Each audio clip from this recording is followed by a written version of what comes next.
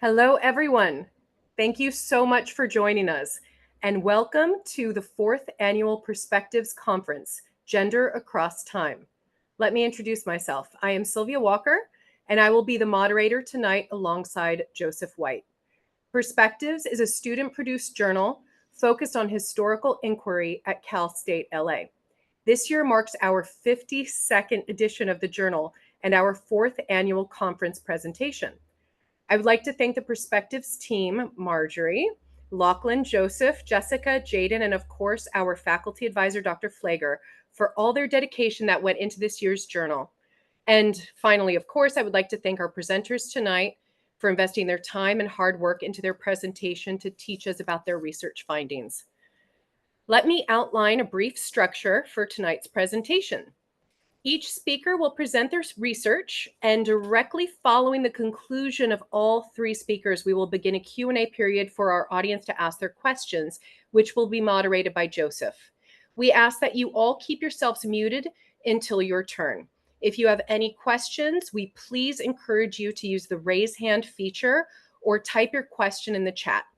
Thank you all in advance for your time. And with that being said, I am thrilled to present our first speaker, Marina Marquez Saban, who will be presenting on gender violence in Latin America. Marina Marquez Saban graduated with her MA in history from Cal State LA in 2024. She also earned her BA in history with a minor in women, gender, and sexuality studies. Her research focuses on transnational history based on how Latin American countries were affected by the United States government, emphasizing gender, law, and violence. Along with writing papers, she has expanded her work by creating story maps on human rights activists in Guatemala and the civil rights organization, the Young Lords.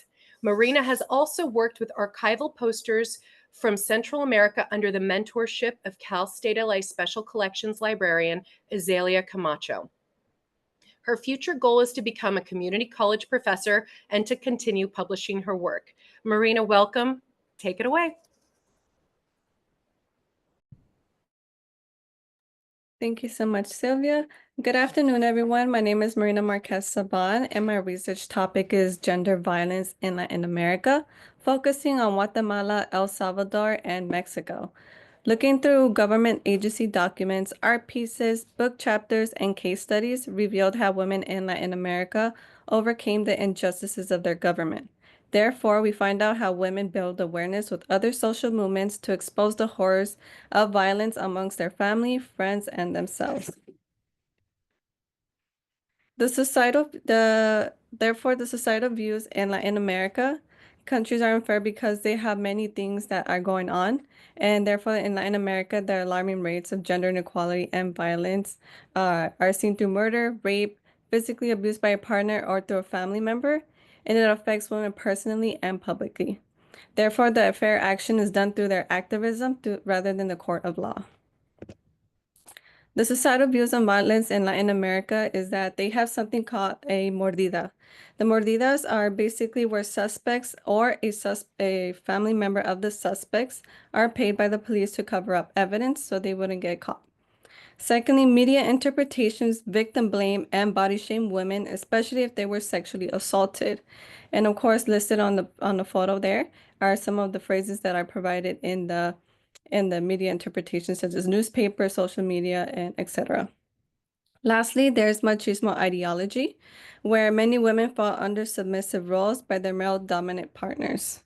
And many women live in fear, so they rather stay silent and basically continue on forward.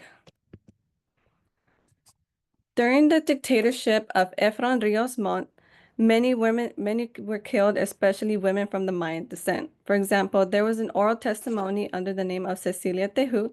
She's a former survivor from the military abuse under the dictatorship of Efrain Rios Montt. Her story begins of her and her husband running into the Guatemalan mountains. Her husband was killed. She managed to survive, but she was captured. As she was captured, she was pregnant as well. The military soldiers did take advantage of her as of making her a domestic partnership in their encampments. But as she was raped in the encampment, she did have her baby early. But luckily, the nurse who was with her managed to save her life and the baby's life because there was talks of the military soldiers willing to kill the child. But luckily, the nurse managed to save both of their lives and continue on. There was other similar stories, such as Cecilia's, but many were not pregnant like her in her case. Many of these women were afraid to go back to their Mayan village because they had traditional norms, and to be respected, they rather stay silent. El Salvador went through a 12-year civil war period, which during and after the war, violence increased in the household. The male dominance in the home dominated the wife and the kids. In terms of the women, their husbands would be force them for sex, beat them, and orally disrespect them, whereas the kids would be physically punished rather than receiving gentle parenting. Rather than receiving a beating, they should be receiving a gentle disciplined talk. Many women and men and children would speak up because they were afraid to be beaten at home, and this was a common thing in the Salvadorian state. Mexico had many current events going on that affected many men, women, and the youth. With women and the youth, homicide rates were high. Youth students would join drug trafficking groups as a form of income. Many of their teachers would notice that their students would drop out of school, but would not say anything. Sex workers and drug groups worked together to bring in clientele. There was a testimony provided by a sex worker under the name of Brenda. Her and her husband combined their categories of work to have a higher income for their children and to pay off their home. Brenda's husband was a police officer, and aside, he was a drug seller.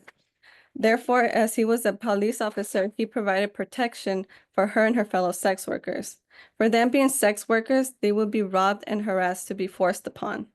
And obviously, all their income would be gone if they were robbed. Therefore, if a sex worker or a young drug seller didn't complete their tasks with clientele, then their lives would be at risk. And that is why the homicide rates in Mexico were high. Until this day, it increases as well. Some of the women leaders that I chose from each country have impacted people from the past and the present, and possibly the future as their work is going on. For example, Helen McChan, she's a human rights activist in Guatemala. And basically she became an activist right after her sister's death. Her sister was also a human rights activist in Guatemala, but she was murdered because she was close to finding out um all the evidence that they were hidden from the time Rios Montt was under dictatorship. That's why Helen McChang took over and wanted to continue what she was finding. Secondly, there was Morena Herrera, and she's a Salvadorian feminist. She helps that women be free from gender violence, and she goes teaching teachers and students about hegemonic masculinities. Third, there's Rachel Hidenry, which is a Salvadorian photographer, and through her artistic works, she raises awareness on struggles, trauma, and emotion from the past war violence. And lastly, there's a family coordinated organization group in Mexico called Nuestras Hijas de Regreso, which help out families to find missing daughters or friends, in addition to seeking justice to murder cases. Below are my sources, and thank you all for listening for my presentation. Thank you so much, Marina. Next, we have Emily Lovara, who will be presenting her research on women in film. Emily Lovera is her fourth year studying history at Cal State LA and will be graduating with a BA in May 2025. She was born and raised in East Los Angeles and is interested in learning more about the multicultural background of her community. She is particularly interested in women's studies, queer studies, and diverse and accurate representation of women, queer people, and marginalized groups, and where they intersect in mainstream media. She would like to thank all of her professors for their dedication to this very important field of study, and is particularly grateful to Professors Timothy Duran, Dawn Dennis, and Melissa Saywell for their encouragement and incredible lectures over the years. Emily? Thank you, Sylvia.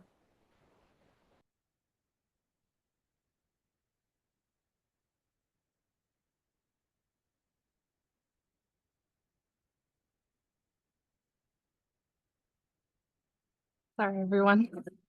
Yeah.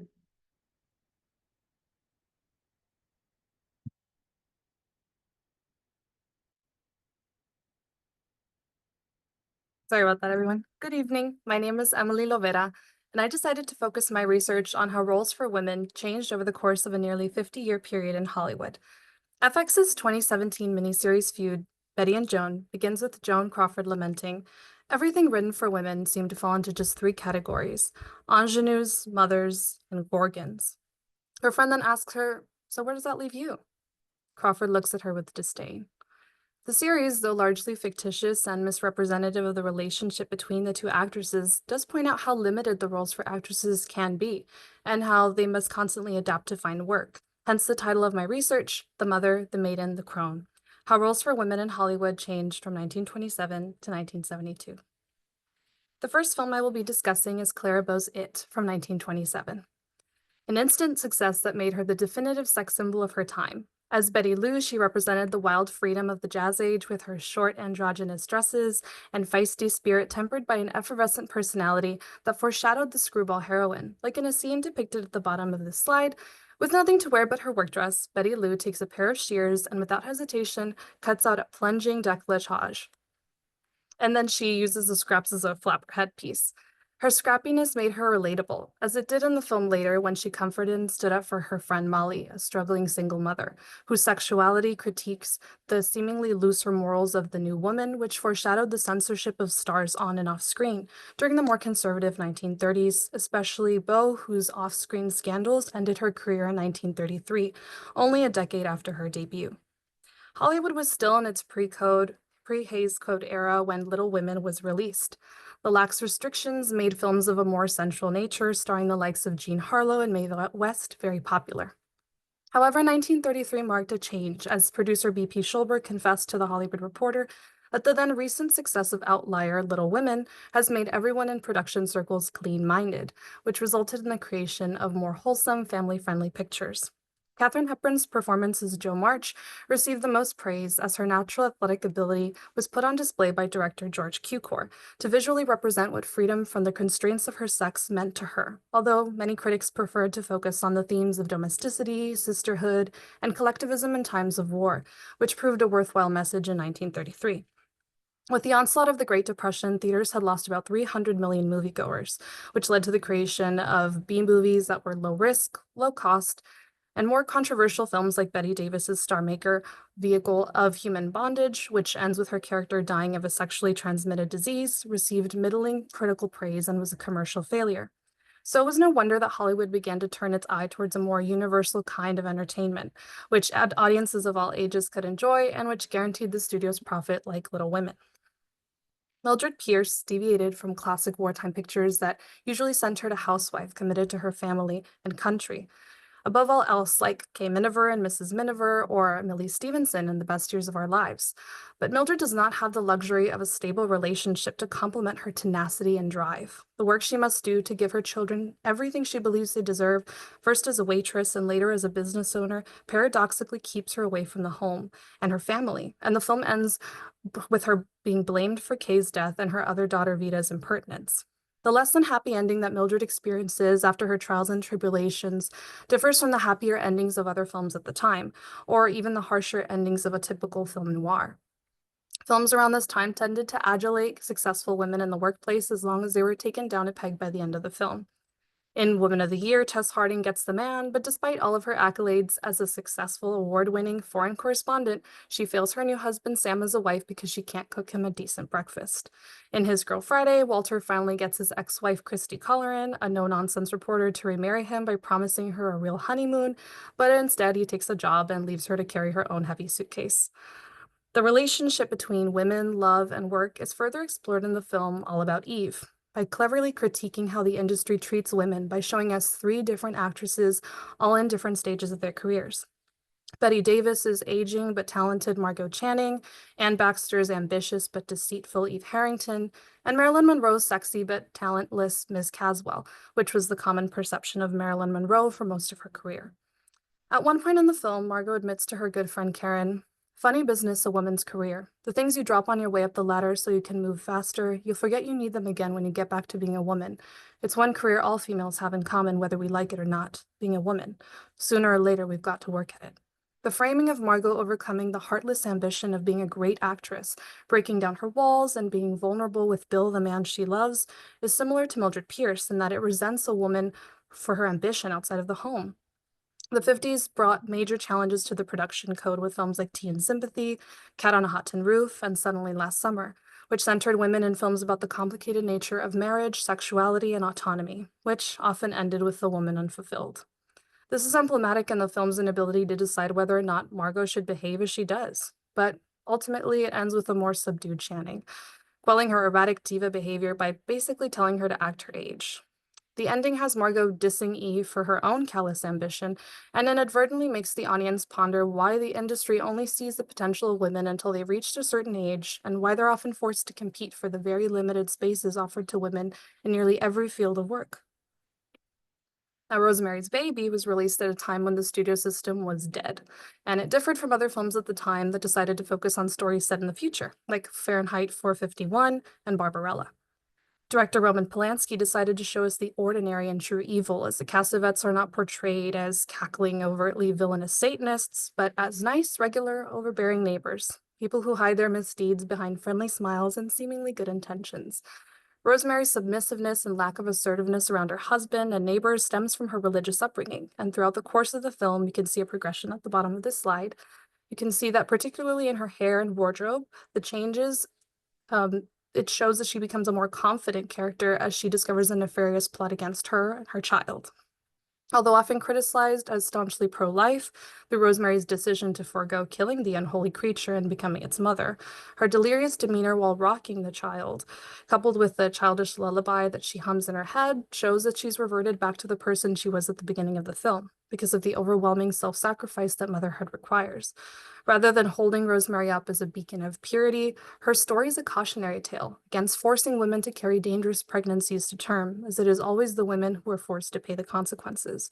The film found itself between the old guard and a new age of Hollywood filmmaking, as new wave films were breaking all the rules and introducing young stars that were birthed in The Method, including Faye Dunaway, who starred alongside Warren Beatty in the lusty and violent Bonnie and Clyde, and Midnight Cowboy that starred Dustin Hoffman, but catapulted to stardom only a few years earlier in The Graduate. In the early 1970s, while 31-year-old Francis Ford Coppola was gearing up to direct one of the greatest films of all time, The Godfather, and John Waters was filming the raunchy Pink Flamingos, director Bob Fosse, nearly a generation older, was at a career standstill. He was determined to redeem himself after flop Sweet Charity by making a different kind of musical that made the audience complicit in the political upheaval on screen and in the lives that it destroyed. The character of Sally Bowles, played by Liza Minnelli in Cabaret, seen here, as seen through the eyes of queer protagonist Brian, is an interesting one because she's presented to him and the audience as a cabaret performer who dreams of acting in film, but will likely never leave the Kit Kat Club because she just doesn't have it, the way Betty Lou did. Clara Bow's Betty Lou is interesting to compare to Sally Bowles because they both exist around the same time, but the near 50-year gap in their films is most notable in how sex and sexuality are approached. In it, Molly is made to feel guilty about her single motherhood, and Betty Lou's sexuality is reduced to a persona that she plays to attract the right type of man. However, in Cabaret, Sally isn't demonized for having sex, nor is her resolution to have an abortion stigmatized in the way Rosemary does in Rosemary's Baby, and actually appears to be a responsible decision made by a young woman who's barely equipped to take care of herself, let alone another human being. Her androgyny also lined up with other gender-bending films of the time, like Frankenfurter in the Rocky Horror Picture Show, who is similarly sexually liberated, which in both films is presented as both empowering and destructive, as Frankenfurter is murdered for his promiscuity, and the extreme liberalism of the Weimar era ends with the rise of the Nazi Party. There's a line in the film where Sally and Brian's mutual friend and lover Maximilian refers to the Nazis as hooligans that the Germans can easily control and use to clean up the city, which demonstrates a historical willingness of a general public to overlook the moral depravity of any political party in order to further their own personal agendas. As film expanded from 1927 to 1972, so did roles for women, not because Hollywood made space for them, but because these actresses carved out these niches for themselves. They reinvented themselves to stay relevant and revitalized their careers when the industry considered them over, amidst code restrictions and manufactured feuds. The films discussed showed women struggling with the pitfalls of fame, love, work, and family, demonstrating that the further along film went, the more progress could be seen in the way women were allowed to succeed on the screen, with less and less stipulations every time. Thank you. Thank you so much, Emily. So, and finally, we have Trenton Hart, who will be presenting his research into Eros, Eromenos, Erastes, Greek love. Trenton Hart is a history graduate student at Cal State LA, where he earned his BA in 2020. He is interested in queer history. While he usually focuses on 20th century American history, he is always looking for broader queer connections in the past. Curiosity has driven him to find answers and learn more. During the day, he works as a high school history teacher and transitions to being a student in the evenings. In his spare time, Trenton enjoys horror and fantasy in various forms, including books, comics, games, and TV. After earning his MA, he plans to continue his studies and one day become a professor. Welcome, Trenton. Thank you so much, Sylvia. As Sylvia said, I will be presenting on Eros, Eromenos, and Erastes, looking at homosexuality in the ancient Greek world. So a few things that should be noted on homosexuality in ancient Greece. When I use it here, the term homosexuality refers to the sexual and/or romantic attraction felt by a person for a member of their same gender. It should be noted that the Greeks had neither the terms homosexuality or heterosexuality in their language, and did not conceptualize sexuality in the same way that we do today.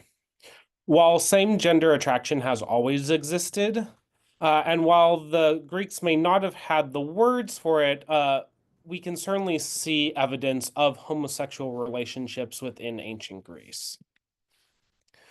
A few terms I'd like to define for you all are, first of all, eros.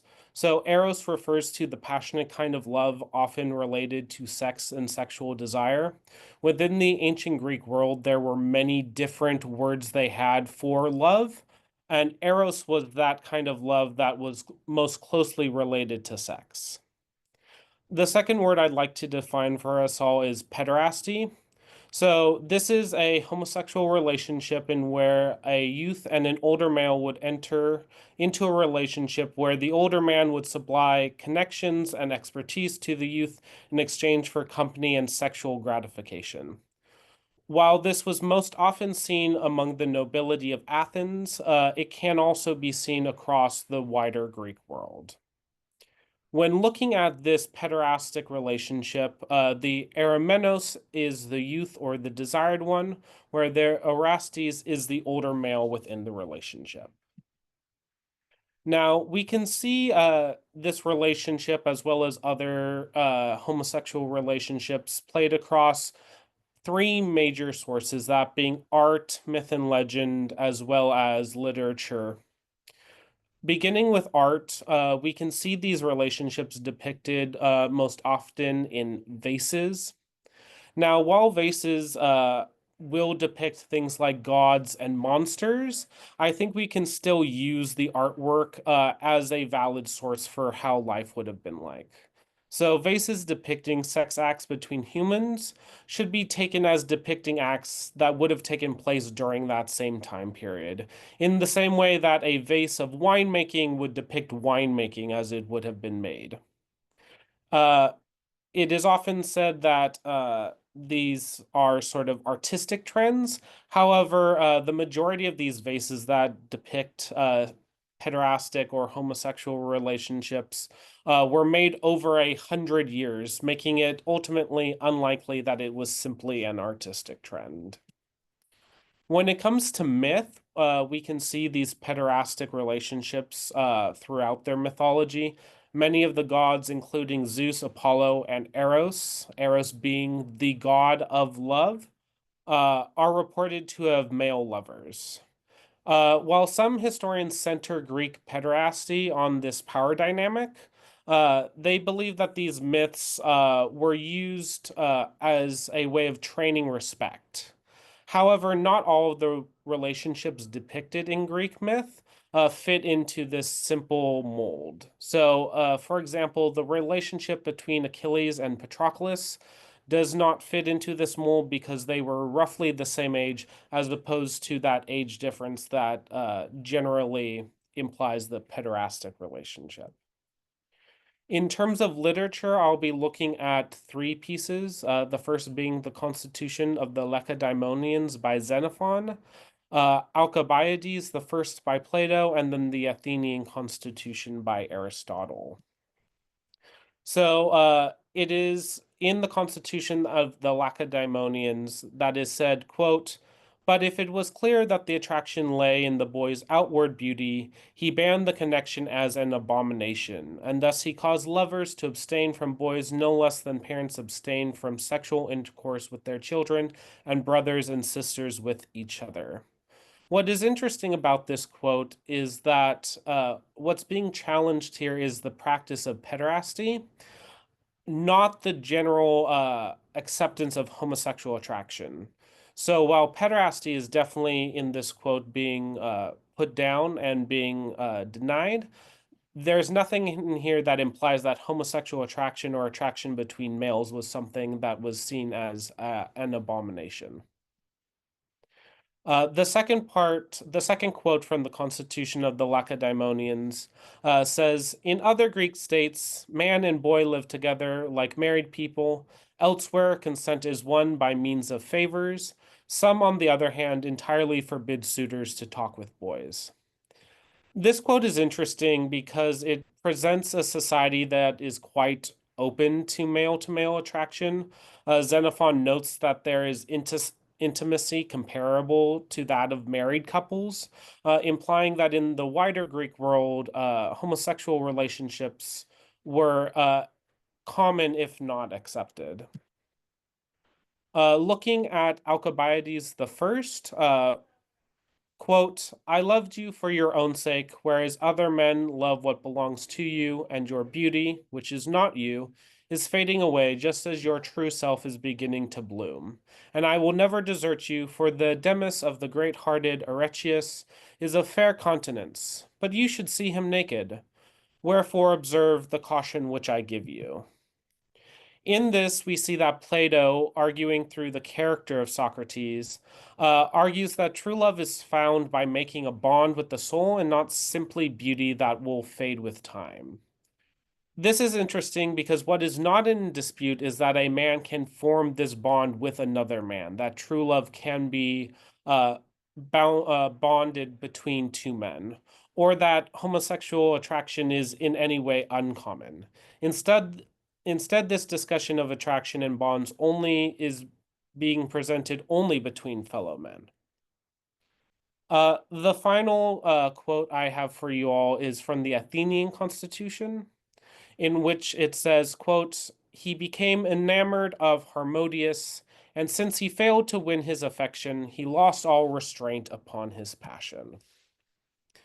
This quote is interesting because of the casual way that his attraction to Harmodius implies that there's nothing really wrong or strange seen with this attraction.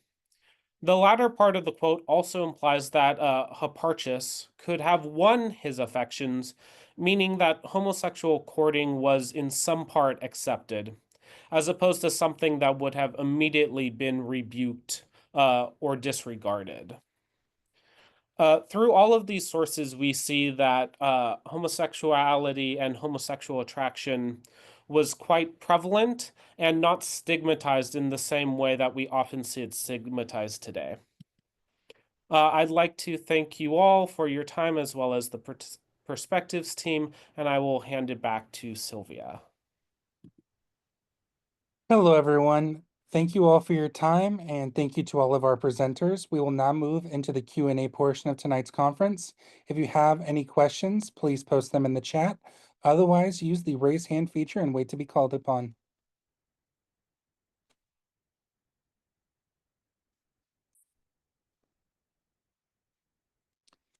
Yes, Sylvia with our first question. Might as well get it started. Hey guys, I have a question for Emily. So your topic was so vast and it can be so complex considering feminism and, I mean, all the layers. How hard was it to narrow down the films? And were there any that you really wish that you could have added, but, constraints? It's a really great question, Sylvia. Honestly, I think the hardest part was narrowing down the films because I had like maybe 5 to 10 films from each decade. Like I really love film and especially films about women. I really wanted to do Whatever Happened to Baby Jane, because of that sort of Betty Joan kind of dynamic that was going on in that film that I mentioned in the beginning. But I think that All About Eve kind of got the same point across, and then it also had the added flavor of having Marilyn Monroe there. And speaking of which, I wanted to also do Gentlemen Prefer Blondes, because of that fact that it was a musical. It's a big Technicolor musical, and it has a great friendship at like the heart of it. But I think that the films that I picked, they kind of did the same thing. And they were just as interesting, I think, to dissect, because of how much was written about them by so many other scholars. Thank you. Great question. Next up, we have a question from Menno. He asks for Trent, would the rise of Christianity be the sole factor of the changing sexual attitudes in Greece, or do you think there were more factors that caused this change? While I am not an ancient historian, I think that certainly the rise of Christianity was one of the major factors in this change. We see though that the Roman Empire also had some change fluctuations in how they sort of perceived queer people and treated queer people as well.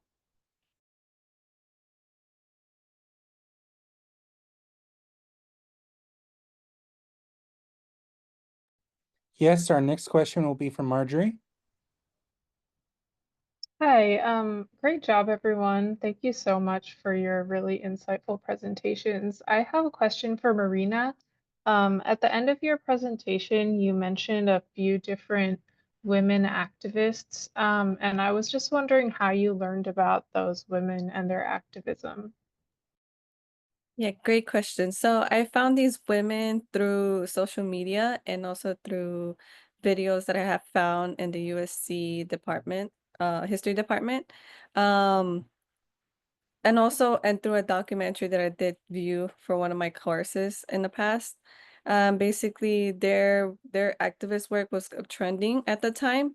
There's some Instagram pages I do follow that provide women stories on violence. And basically just seeing a little part of each of their work influenced me to add them into my presentation since they're related to what they did in the past.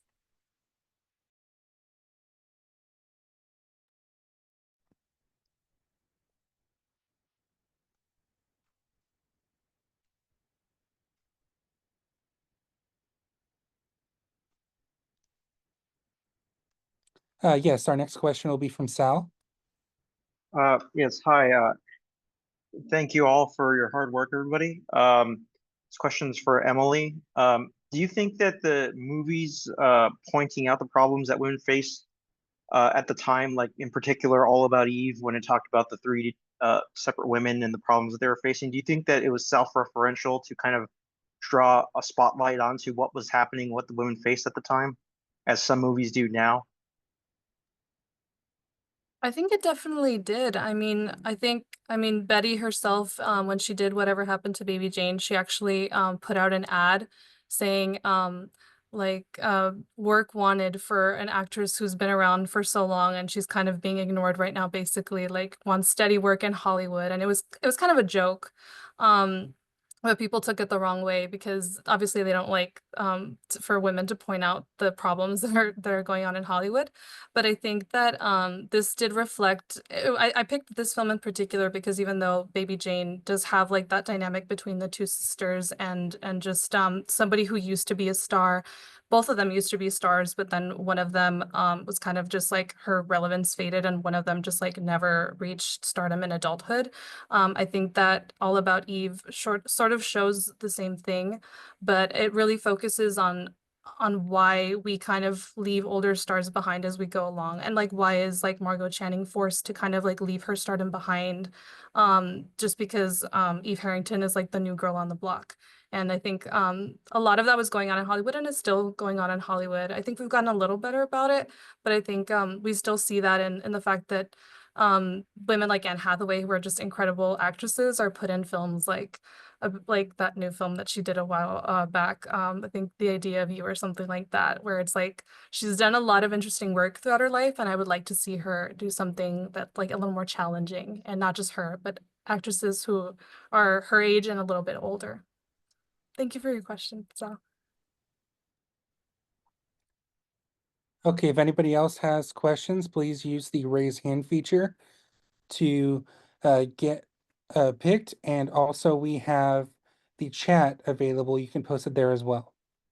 Our next question will be for Trent from Kareem. How did the relationship dynamic described in the presentation interact with the Roman patronage system? I will fully admit that I don't know.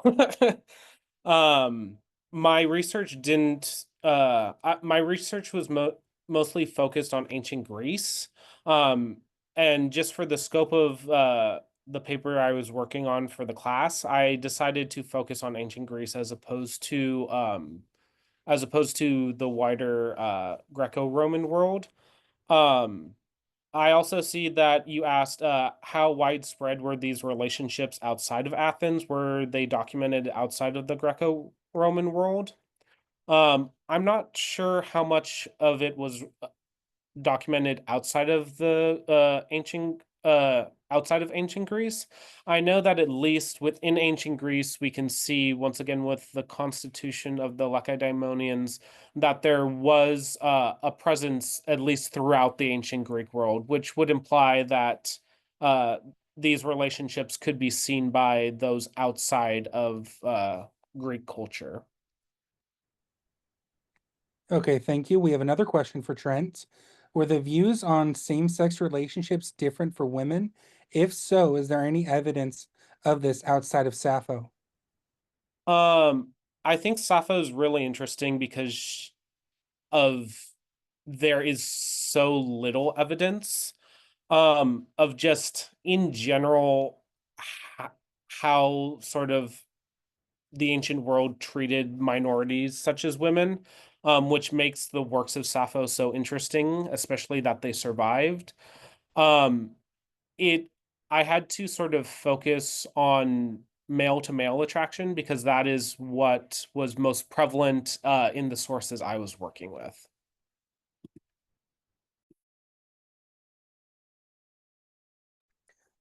Okay, I have a question for you, Trent. Can you tell us roughly the age ranges we would see from the roles of the two people in this Greek love system?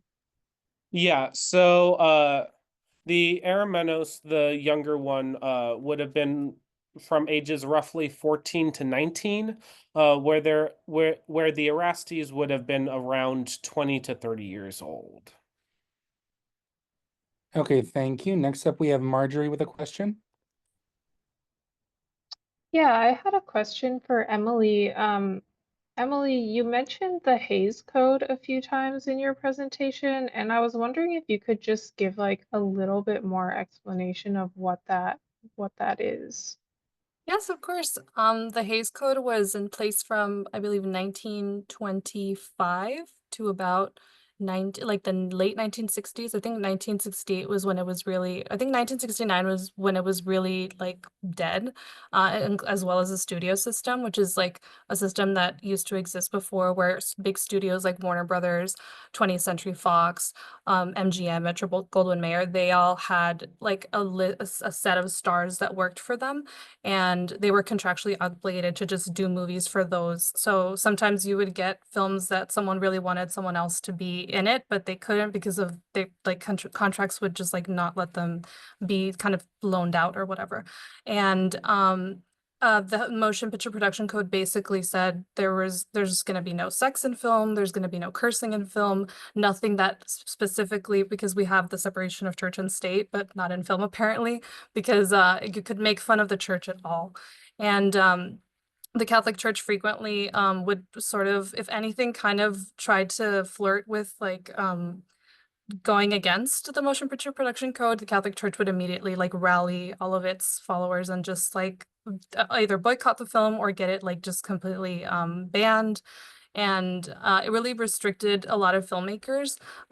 There's this one film, It Happened One Night, where they actually kind of play with the code, where they have this like there's like a scene where there's the two main characters are kind of like in a battle of the sexes, like it's a man versus a woman kind of thing, and they have like this, they have to rent a room, and they have this like kind of like bed sheet in between them, and then at the end of the film they have like it falls down, and they're like, the walls of Jericho have fallen down, and it's very like there's a lot of reference to sex, but it's done in a very like tongue-in-cheek way, and they had to do that because they couldn't like show anything like that. And I think there's a picture of Marlene Dietrich where she's like, and I think it's Marlene Dietrich where she has like a gun, and she has like she's smoking, and it's like it's basically like everything that you're not supposed to show and because of the Hays Code, and it's like breaking out all the rules in that one picture. And it was a really interesting time. I think it made filmmakers like really creative, but it also kind of restricted like homosexuality couldn't be shown, and just women kind of being powerful. I think Elizabeth Taylor died a lot in movies because she was really like overtly sexual in films, and so she usually died in a car crash, as did a lot of women at that time. So thank you for your question, Marjorie. Next up, we have another question for Emily. Did you see a correlation between the changing portrayals of women in film and the increased inclusion of women as writers and directors? Thank you for your question, Peter. Yes, thank you for your question. I did because I mean, there've always been female directors, like Ida Lupino was a pretty big one. She actually directed a couple episodes of, I think, The Twilight Zone, and I think they've always been around, but I think more so these days are kind of they're sort of like kind of placed like they're sort of talked about more, I think, because their work is so much more prominent. Like Greta Gerwig making $1 billion movie like 2 years ago, that was a huge thing because I don't think that that's happened. And so I think there was like a really big backlash for this movie called Yentl in 1983 with it was directed by Barbara Streisand, and it basically just like even though it did really well and it was about like it was also gender bending, she plays like a young woman named Yentl who kind of she cuts her hair and she joins a yeshiva because back then women weren't allowed to practice, like they weren't allowed to read the Torah. And so this film got a lot of backlash because people were like, oh, she's so uppity, like she thinks she's all that. And you know, like it was basically just professional jealousy because she was making this movie that was like really spiritual, and it was intelligent, and it was really it was sensual, but it was beautiful. And I think that a lot of men were jealous, especially the writer who the person who wrote Yentl. He was really upset because he was, I think she fired him because his screenwriting just wasn't like up to par. And so the movie, when it came out, I think it got awards nominations for like, I don't think it actually got any. And then the next film she made got a nomination for everything except directing. So The Prince of Tides. And so I think Billy Crystal made a joke at the Oscars. He's like, I guess Prince of Tides directed itself because she didn't get any nominations. And they basically said that's like saying you could hit a home run without a baseball. And so I think they've always been around, and it's great to see more women kind of directing films that are making a lot of money and that are like known in popular culture. But we need more. So and also just like voices that are not just like white women, because it's usually white women who like Greta Gerwig, like Sofia Coppola, who I adore, but she's also white. And I think we need more Latinas, we need more Black women, we need intersectionality, not just with women, but also just people in the queer community, and just we just need more. We just need more films overall. But thank you for your question. Okay, our next question will be from Haley Garcia for Marina. You mentioned the concept of machismo and how it affected gender violence in Latin America. Did you come across any programs or organizations in Guatemala, El Salvador, or Mexico specifically working to challenge or dismantle machismo ideologies amongst men? Great question, Haley. So I did find programs specifically challenging machismo in El Salvador because that's the common theme there at the time. There were more organizations though in Mexico because they focus more on the term of feminicide, where men are actually killing many women and young women. And there was not that many that I saw in Guatemala because Guatemala focused more on the indigenous groups. But other than that, El Salvador and Mexico did have a lot of organizations and programs that were growing, and they were basically organized by older women and also those ancestral views that they had in their past. Okay, our next question is also for Marina. Is widespread social upheaval, such as civil war, linked with an increase in gender violence? Have you looked at or seen any other studies on the topic for other parts of the world during specific periods? Yeah, so for the first part of the question, Civil War was in like linked well with gender violence in Guatemala specifically, since the military was coming linked from the U United States to Guatemala, and they thought it was a good reason to match them together was for their income, but other than that, it all crushed down basically. They did not receive any income, and basically the weapons were for the violence part. And the military just basically took advantage of all type of women, regular Guatemalan women, and heavily on the Mayan villages because they knew that they had specific traditional norms and they will honor their norms. So other than that, they did take advantage more of the Mayan villages. And the second part of your question, um, basically, I have not looked at any other parts of the world, specifically just Latin America, but it will be interesting to look at other parts to see their correlations. Thank you for your question. Okay, thank you. Would anybody else like to ask a question?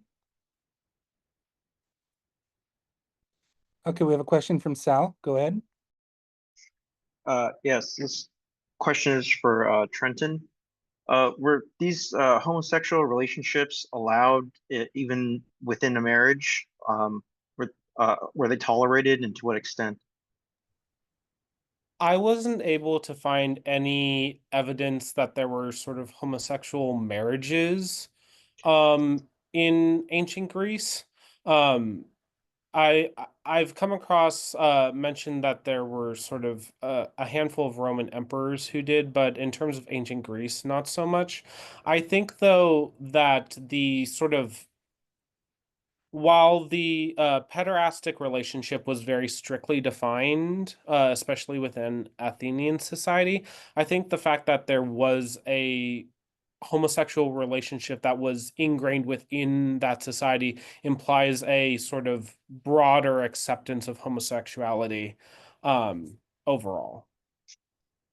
Uh, Follow up. I'm sorry. I mean, within like, if there was a traditional marriage, was the man still allowed to have a homosexual relationship on top of that?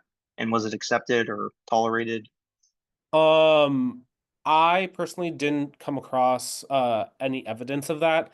I would be inclined to probably say no, because any sort of relationship outside of marriage would not have really been tolerated, as far as I'm aware. Okay, looks like we have one more question from Lachlan for Emily. If you added the 1980s into your presentation, which movie or movies would you choose?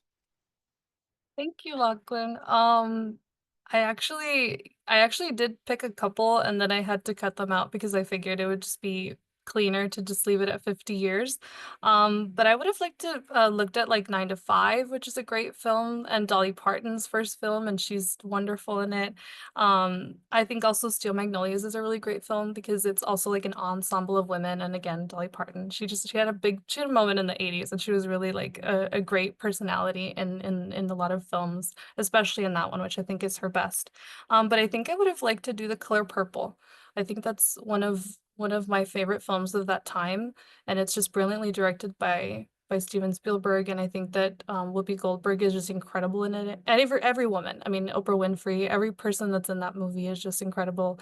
And I think it would have been interesting to look at that story in particular because it would have been just an exploration of women and then an abuse and just like this kind of sisterhood in this in difficult times in these women's lives, and also because it is a story about Black women. And I think just a wonderful film that I think I would have really liked to dissect. Thank you for your question. Okay, we now have a last call. Does anybody else have any questions before we wrap up?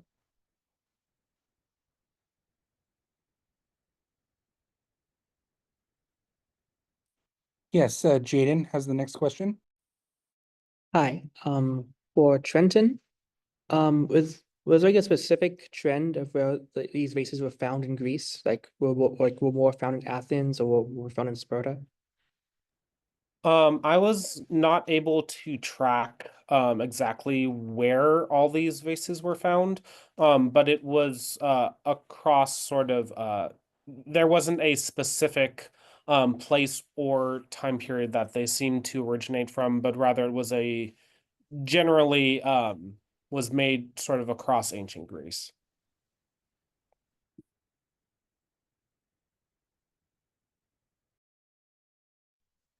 Okay, that looks like that will be all of our questions for tonight.